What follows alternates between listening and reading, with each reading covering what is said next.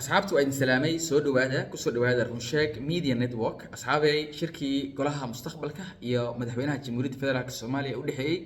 waa uu burburay haddana waxaad arkayseen daqiiqado ka hor madaxweynaha jubbaland axmed islaan axmed madoobe oo diyaaradiisii sii raacayo kana sii baxayo qaybta VIP da airportka aadan cadde international airport qodobka marka shirka fashilay waxaa waaye doorashada maaragtay madaxda ama madaxweynayaasha maamul goboleedyada ee saddexda ah galmudug hirshabeelle iyo koonfur galbeed maadaama marka arrinta muran ay ka taagan tahay aniga waxaan hayaa xal ayaan u hayaa arrintaas lagu xallin karo maamul goboleedkana doorasho uu geli karo madaxweynahana uu ku darsan karo inputkiisii ama taladiisii raggan golaha musharaxiinta golaha mustaqbalkana ay ku qanci karaan shacabkii maamuladaasna ma aragtay muxuu ahayne ay doorashada uga qayb qaadan karaan oo runtii saa ee doorasho ay ku dhici karto saddexdaas madax mataqaanaa maamul goboleed madaxweynayaashoodana ay runtii ay ku heli karaan sharciyad ay ku joogaan oo aan loo dhihin waqtiga idinka dhammaaday waa inaad doorasho qabataan oo mar kastaaba shirka u dhexeeya madaxweynaha iyo golaha mustaqbalka ay arrintooda fashil aysan ugu dhammaan oo sabab ayaga dartooda oo aan loo dhihin mar kasto waayo ay doorasho aadi laayihiin ayaan idiin sheegaya asxaabay marka soo dhawaada arrintaas ayaan isla fiirinaynaa adinkoo mahadsan talada aan hayo maxay tahay see raggan maamul goboleedyada doorasho ku aadi karaan okay talada aan hayo waxay tahay oo raggan doorasho ku aadi karaan horta maadaama muranka waxa dhaliyay ay tahay arrintan waxaa loo baahan yahay hab doorasho oo raggan maamulada maadaama madaxweynaha uu ku doodayo doorasho dadweynaha raba aniga oo toos ah raggan ay ku doodeen doorasho dadbanaan rabnaa waxaan rabaa marka inaan isku keeno aniga oo madaxweynaha fikirkiisina oo meesha ku jiro raggan fikirkoodana maaragtay muxuu ahay uu ku jiro oo loo mideeyo dadweynihii deganaay maamuladaasna ay doorashada uga qayb qaataan oo ay u noqoto nooc doorasho oo maaragtay muxuu ahay toos ah u noqoto oo la iskaga dhex arko ayaan rabaa inaan idiin sheego marka soo dhawaada asxaabay doorashada aan raba aniga inaan idinla wadaago waxaa waaye wax kale maahan waxaa la yidhaahdaa hybrid election la yidhaahdaa waa nooc doorasho isku dhafan waa asxaabay nooc doorasho oo isku dhafan waaye hybrid election la yidhaahdaa hybrid election ama hybrid election see uga dhici kartaa galmudug see uga dhici kartaa hirshabelle see uga dhici kartaa koonfur galbeed anaa idiin sheegay see uga dhici karto waxay uga dhici kartaa waxay tahay horta intaanan taas aan u gelin see u dhici karto aan waxyar idiin sharaxo waxa ay tahay hybrid election horta hybrid election waxaa ku dhaqma dalalka federaalka waxaa isticmaala dalal rabaan inay ka guuraan hanaan system doorasho oo dadban una guuraan doorasho qof iyo code ayaa isticmaalo waxaa isticmaalo dal federaal ah laakiin muran siyaasi ama khilaaf siyaasi oo jiro oo u dhexeeyo golaha maaragtay muxuu ahay maaragtay muxuu ahay dowladda dhexe iyo maamul goboleedyada u dhexeeyo ayaa isticmaalo waxaa isticmaalo dal doonaya xasilooni siyaasadeed shacabka codkiisana raba inay maaragtay muxuu ahay ka dhex muuqato doorashada nooc doorasho maaragtay muxuu ahay dadweynena ay u ekaato habka waxaa isticmaala horta habkan dowladahaas isticmaalo soomaaliyana waa dowladahaas qayb ka tahay oo waa federaal marna waxaa jiro maanta khilaaf siyaasi marka si loo helo cod shacab oo shacabkii micnaha ay uga qayb qaataan doorashadii maamul goboleedkiina uu qayb qaato baarlamaankiisii madaxweynihii iyo dowladda dhexaana taladoodii aan mataqaanaa aysan banaan cidlaa u dhicin oo ayagana ay talo ku yeeshaan waa in marka la isku keenaa waaye haddaan tusaale idiin siiyo waxaa isticmaala nidaamkan faransa waxaa doorto madaxweynaha shacabkaa doorto haddii wareegga koowaad uusan helin 50% codka waxaa la aadaa wareegga labaad two round system la isticmaalaa hybrid ayaa la isticmaalaa doorasho isku dhaf ah ayaa la isticmaalaa waxaa kaleeto saas oo kale isticmaalo jarmalka waxaa maaragtay muxuu ahay madaxweynaha waxaa doorto gobolada ayaa laga doortaa oo waxay isticmaalaan federal convention wax la yiraahdo ayay isticmaalaan marka ayagana waa hybrid isticmaalaan nidaamkaas isticmaalaan waxaa kaloo lamid oo isticmaalo South Africa baarlamaanka ayaa maaragtay muxuu ahay shacabka doorto shacabka baarlamaanka South Africa madaxweynaha ma doortaan shacabka laakiin waxay doortaan baarlamaanka waxay doortaan marka madaxweynaha doortaan saasay marka waxay ku tahay maaragtay muxuu ahay oo madaxweynaha uu ka yimaada 50 maaragtay plus ayaana loo fiiriyaa marka waa nooc maaragtay hybrid ah oo maaragtay muxuu ahay isku dhaf ah ayaa laga fiiriyaa Kenya marka ay taqato Kenya waxaa madaxweynaha toos u doorto shacabka madaxweynaha doorto oo ku doorto codkooda waxaan la fiiriyaa 50+1 madaxweynaha inuu helay gobolada 25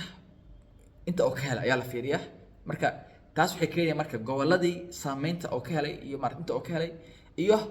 dadkii dadweynaha doorashadoodii marka waa la isku keenaa markaas waxa ka soo baxdo natiijo isla wada ogol yahay oo maarinta natiijada saxda hybrid election saasay ku tahay marka haddaan u soo noqdo midda Soomaaliya walaalayaal Soomaaliya see loo dhigi karaa marka hybrid election oo federaalka doorasho aadi karaa wuxuu aadi karaa waxay tahay state-ka maamul goboleedka waxaa laga rabaa wakiilada codka wakiilada 50% waa inuu ka soo baxo waay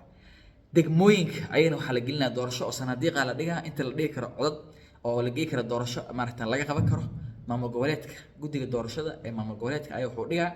degmooyinka oo isleeyahay doorasho ka qaban kartaa sanadiiq oo dhigaa wuxuu leeyahay musharaxiinta arabtiin doorta oo codkiina siiya golaha wakiilada ee maamul goboleedka ee baarlamaankan waxaa la leeyahay iyagana musharaxiinta arabtaan doorta codkiina adinkana ku doorta oo musharax aad rabtaan qof kasta oo musharax oo rabo wakiil kasta ee kamid ah baarlamaanka dowlad goboleedka musharax aad rabto codkaada sii okay waxaa la aruurinaa marka codadkii ayaa la aruurinaa waa la isku keenaa marka la isku keeno waxaa la fiirinaa tirada codadka maaragtay dadweynaha ee degmooyinka ka soo baxay musharaxa ugu badan ee codka ugu badan siiyeen 50% ayaa la fiirinaa inuu gaarsiisan yahay dhanka wakiilada waxaa la fiirinaa 50% musharaxa ay doorteen oo 50% ay u codeeyeen majority marka la isku geeyo codadka celcelis ahaan la fiirinaa percentage waa la isku keenaa marka labada cod waa la isku daraa waxaa la fiirinaa marka natiijada ka soo baxdo musharaxa ugu codka badan ayaa la fiirinaa markaas waxaan dhahay 50 wakiilada 50% musharaxa ay u codeeyeen la soo qaadaa okay wakiilada shacabka ay maarag degmooyinka sanadiiqda la dhigay codadka laga helanay 50% laga keenay marka musharaxay shacabka u codeeyeen soo ma ya musharaxay u codeeyeen la keenaa wakiiladana musharaxay u codeeyeen la keenaa codadka la isku daraa waxaa la fiirinaa marka musharaxa ugu badan ee 50% maaragtay 50 plus helay ka batay ayaa la fiirinaa cod hal dheeri ah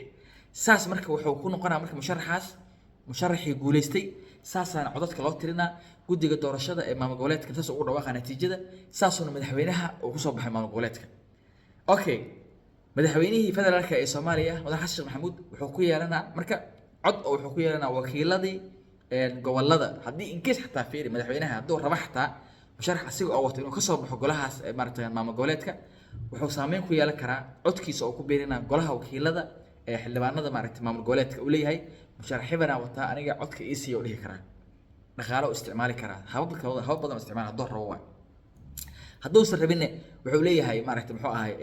maaragtay doorashada qabta guddiga doorashada madaxa badan heer federaal iyo madaxweynaha waxay ku yeelan karaan maaragtay muxuu ahay korjoogteen iyo maaragtay muxuu ahay hay'ad guud iyo talo guud ay ku yeelanayaan laakiin doorashada waxa qabanayo guddiga madaxa banaan ee dowlad goboleedka waana inuu ahaada guddi madaxa banaan marka siyaabo badan loo saameyn karaa golaha wakiilada oo loogu yeelan karaa saameyn codkooda si wax ka bedel loogu sameeyo maaragtay natiijada ka soo baxaysa shacabkana runtii degmooyinka la geeyay ayana saameyn lagu yeelan karaa marka wax weyn ma aha taas marka waxay keenay shacabka inay dareemaan inay doorashada ka qayb qaateen oo runtii codkooda oo degmooyinka qaar la geeyay codkooda inta la kari karo ayna ka qayb qaataan codkaas golihii wakiilada baarlamaanka waxay dareemeen inay ayaga codka ka qayb qaateen oo runtii ayagana ay ku leeyihiin saameyn doorashada dowladii dhexe ee heer federaalna guddiga doorashadana wuxuu ku leeyahay korjoogteen iyo hagid guud iyo talo madaxweynahana talo oo ku yeelana hadduu rabo inuu saameyn ku yeeshana si dadban wakiilada baarlamaanka dowlad goboleedka la shiri karaa ayuu dhigi karaa musharax xasan wata EC codka shacabkan saas oo dhigi karaa musharax xasan wata codka EC marka waxaan waa mata xuraansi iyo maaragtay shukaansi siyaasadeed isqalqalas ee loo baahan yahay way fududaa baasha meel dheerna ma jirto si fudud loo xalin karaa ha loo xaliyo walaalayaal saas loo xaliyo waa loo xalin karaa way sahlan tahay baasha meel dheer way ka sahlan tahay wax weyn maaha tan federaalka ayaan saas oo kale hab ayaan loo xaliyaa jiro oo loo maro hanaankaas ayaan sheegayna waqtigeedii markii la gaaro haduu Ilaahay gaarsiiyo laakiin hadda midaan dowlad goboleedka waa in loo xaliyaa hanaankan hybrid election kan la isticmaalaa oo isku dhafka ah martaqana dowlad goboleedka xubnihiisa wakiilada baarlamaanka ay laga helaa 50% codka musharax ay rabaan wakiilada ama shacabkana macnaha doorashada martaqana laga qayb galiyo oo degmooyinka la dhigay sanadiiq la yiraahdo codeey musharax rabtiin 50% musharaxi helana iyo musharaxi inta ka hela 50% lusi miisaamo maaragtay muxuu ahay labada musharaxiinta tartantay musharaxa maaragtay 50% inta ka helo 50% inta ka helo oo baarlamaanka ka helo dowlad goboleedka ka helo boqolkiiba konton musharaxa ka helo maaragtay muxuu ahay doorashadan codka shacabka ka helo dowlad goboleedkana in la isu geeyo saana maaragtay muxuu ahay oo ku soo baxo musharaxa waxaa la yidhahdaa noocaas waa hybrid election saasaa la isticmaali karaa saasaa la isticmaalo taasaan dhihi lahaa aniga maadaama aan nahay dal federaal ah horena waan kuu sheegay hanaankan waxaa isticmaalo dal federaal ah rabo xasilooni siyaasadeed inuu gaaro waxaa isticmaala dal rabo inuu ka gudbo nidaam doorasho hore oo dadban una gudbo nidaam doorasho oo ah cod qof iyo cod oo dadweynaha codka ay codkooda ku cilbaxaan waxaa isticmaalo dal rabo inuu maaragtay muxuu ahay awoodda shacabka gaarsiiyo u celiyo ayaa isticmaalo marka dowlado badanaa kusoo caana maala habkan waa hab doorasho maaragtay muxuu ahay hybrid ah waxaa isticmaalo faransa waxaa isticmaalo germany waxaa isticmaalo kenya waxaa isticmaalo south africa dowlado badanaa isticmaalo marka soomaaliya ayadoo federal system qaadatay inay maanta buuq ka taagnaagto minaha aan isku haysano doorasho mataqaanaa madaxweyne dowlad goboleed walaalayaal sax ma ahan habkan hybrid electionka aan qaadano ha laga heshiiyo ha la qabto doorashadii halaha lagu galo way fududahay way sahlan tahay natiijadeedu waa dhowdahay muran badan kama imaahayo waa laisla ogolaanaa waa lagu qancaa maxaa yeelay shacabkii ka qayb qaatay waxaa ka qayb qaatay xildhibaanadii oo ah wakiiladii maaragtay dowlad goboleedka maaragtay muxuu ahay dowladda dhextale ku yeelatay saasoo madaxweynihi kusoo baxaa dowlad goboleedka way fududahay waa xasilooni siyaasadeed abuuray walaalayaal waana midda maanta keliya aan isticmaali karno dowlad goboleedkeena marka arrintu waxay u baahan tahay farsamo iyo maskax iyo xeelad iyo triga u baahan tahay iyo strategy u baahan tahay walaalayaal political strategy aan isticmaalno strategy siyaasi aan isticmaalno xalka waa la gaari karaa hal la xaliyo arrintan saasay ku xalaaloobi karaa maamul goboleedadan ku noqon karaa maamul goboleedo madaxdoodii la doortay sharciyad haysto kadibna doorashadii heer federaal ayaa laga hadli karaa ayaa laga doodi karaa ayadana saasaa lagu aadi karaa oo lagu ambaqaadi karaa marka bahasha meel dheer nagama jirtee meel hoosteena taa lugaheena hoostaa lahe annaga u baahan inaan hoos u fiirino maaragtay muxuu ahay aan dhaqaajino keliya marka aan dhaqaajino walaalayaalow muranka hala joojiyo hal isu soo noqdo arrintaas saa ha loo galo kadibna doorashadii heer federaal hala aado hawshu waa isku dhammaatay sala allahu baarik haddaa janaalka cusubtiin subscribe saara haddaa saarteen oo ku mahadsantihiin inta muuqaalka waxaan isku arki doono waxaan idin rajeynaa khayr caafimaad wasalaamu calaykum waraxmatullahi wabarakaatu bye bye